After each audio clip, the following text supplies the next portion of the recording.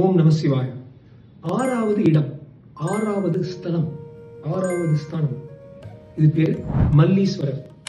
அதாவது மல்லிப்பூக்கள் பூத்து ததும்பும் இந்த இடம் தான் மல்லீஸ்வரர் கோயில். இங்க இறைவனுக்கு வில்வம் வைத்து பூஜிப்பதற்கு பதிலாக மல்லிப்பூக்களை பெரும்பாலும் பயன்படுத்துவாங்க. அது ஒரு ஸ்பெஷாலிட்டி, ஒரு சிறப்பு அம்சம். ரெண்டாவது, இந்த மல்லீஸ்வரர்ல ஒரு மரம் இருக்கு. அது ஒரு மரம், 2 மரமா இருக்கும். ஒண்ணு அது வேப்ப மரம், இன்னொன்னு ஒரு ஆலமரம். ரெண்டும் கலந்து பீப்புள் ட்ரீங்கிறாங்க. அதாவது அஸ்வதம் அண்ட் நீம், அதாவது வேப்பம், அஸ்வதம் வேப்பம் ரெண்டும் கலந்து ஒரு மரமா இருக்கு. ஒரு சில சிவனும் சக்தியும் இருவருமாக இருக்கின்ற ஒரு இடம் சொல்லுவாங்க. இந்த மல்லீஸ்வரர் கோயிலுடைய இன்னொரு சிறப்பு தன்மை, இந்த 7 கோயில்கள்ல ரொம்ப தொன்மை வாய்ந்த கோயில் மல்லீஸ்வரர் கோயில் தான். அதாவது போர்ச்சுகீசார் ஒரு கோயிலை இடிச்சாங்க, கபாலீஸ்வரர் கோயில்.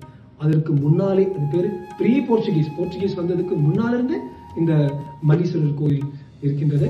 இன்னும் 2 விஷயங்கள் மல்லீஸ்வரர் கோயில் பத்தி. ஒண்ணு, லிங்கோத்பவ மூர்த்திங்க இருக்கு. அதாவது ஒரு லிங்கத்திலேயே சில உருவங்கள் தெரியும்.